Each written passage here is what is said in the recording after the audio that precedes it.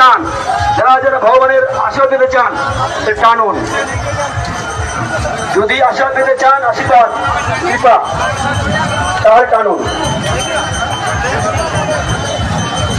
সকলেই টানুন।